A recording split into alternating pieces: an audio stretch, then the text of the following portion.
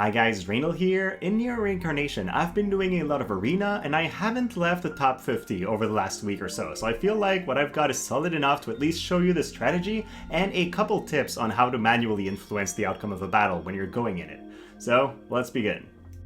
Before we go in the loadout though, a quick thing about the arena system, you don't need to be in the top 50 to get the most of the rewards. I would say top 500 you already get something pretty nice. What you want is to end up in the top category, and for that all you need is 46,000 points, which you will not have to fight too hard to get if you have consistent victories.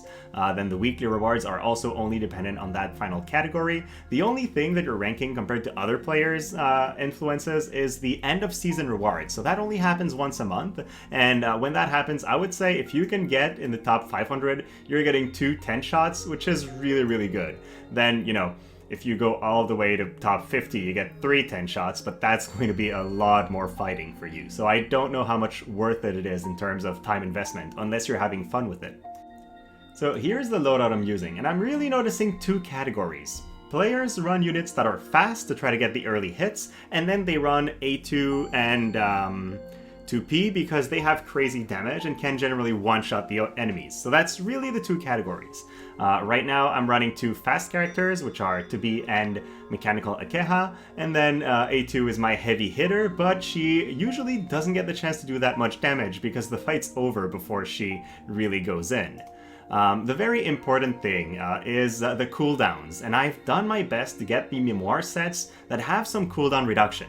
What that set does is that it gives you 30% reduced weapon cooldown at the start of battle, and so if you have that set and weapons that have innately low cooldowns, you have a pretty good chance of hitting first. And what happens in a fight is if you're using basic attacks, you have a chance to miss and be countered, and then the amount of damage you do will be random because it depends on whether you do 1, 2, 3, 4, or 5 hits, and that's an entirely random number. You can have some passives that influence it, but at the end of the day, it's never going to be very reliable. But skills never miss, and they always do the amount of damage that they should do, unless, you know, there's crit involved, which increases your damage. So they are a very reliable way to win, compared to just being fast and hoping that you don't miss the attack you need.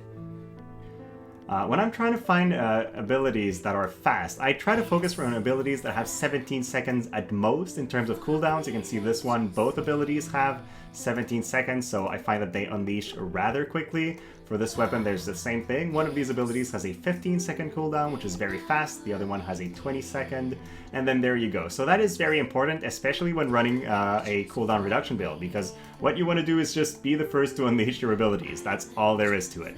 Ideally, I would get memoirs with attack up, crit rate up, try to get the best possible stats, but I haven't found memoirs all that much. So my team is good, but you will tell that I don't have top tier stats. Like if I'm looking at my 2B, let's just click on that the proper way. She has only 28% crit rate, 180 crit damage. It is not top tier, but she is fast at 1400 speed, and that's the most important part. She goes quickly and unleashes her skills fast, which somehow nets me victory. It could be better, and I will do my best to farm better memoirs over time, but that's the set I've been able to get so far.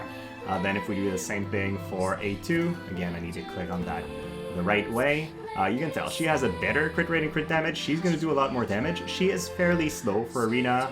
1100 agility is not a lot, but she unleashes her skills quickly with a reliable crit rate, so that really helps.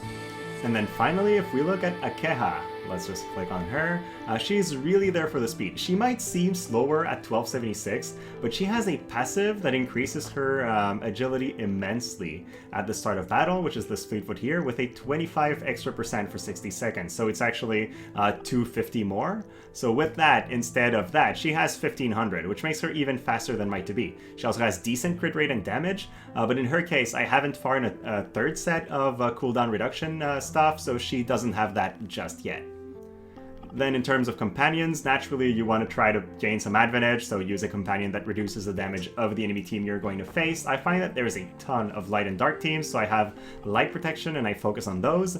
I haven't farmed a companion yet for dark resistance, but I'll eventually replace this level 50 companion by one with some dark resistance as soon as it's farmed for. So let's actually show you a fight and give you a couple tips on how to manage it manually. So, first thing you have to do is pick a battle. Usually I try to focus on enemies that have a lower rank, because their lower rank probably means that they lost a couple battles in defense and were pushed back in the ranking, which means that I have a better chance of beating their defense team as well. So this one has a wind, I have a fire unit, so that should be fairly good, 1 light.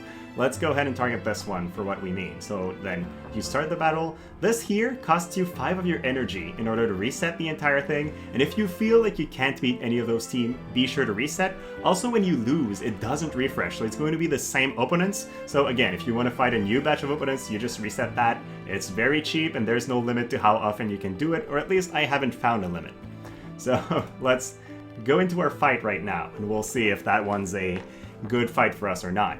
Ideally, what we want to do is target the most threatening enemy member. Usually that's A2 or Tupi, the one that have high crit and might just one-shot me if they have a chance to act. And with my very high agility, I should have a chance to take them out very quickly before they retaliate, unless I miss and they counter, or I get like 1 or 2 hits with my combos and don't have enough damage to actually kill them. Then at that point, I just need to land my abilities and take the enemy team out before they unleash their full potential. By using the memoirs that I don't have as much damage as most enemy teams, so that's kind of the strategy we have to go for. And then at the end of the fight, you'll notice the book, or companion activation, and that's a very important moment. If you let it play out naturally, the enemy team companions will always unleash first. And that's giving you pretty bad thing, because they usually have enough damage to one-shot somebody, so you're going to lose an entire character to that. But if somehow you manually trigger the companion activation, you will be sending out your companion before the enemy team does, and that gives you a very serious edge. In this fight, we were lucky to dodge an ability from the enemy team, but as you can tell, then we've unleashed a flurry of abilities ourselves, and that just did crazy damage and won us the end of the fight. So that's my strategy right now. There is a lot of room for improvement. Mainly the memoirs could be a lot better. I could try to get better crit chances on my character so that I kill enemies faster. These weapons aren't all level 90, these characters aren't all level 90, and neither are the companions maxed out. But it's a work in progress, and right now I feel like I'm getting enough wins that it's a fairly reliable way to play. So that was it. Thank you so much for watching. If you've enjoyed the video, please like and subscribe, and then as per usual guys, I'll see you in the next one. Bye.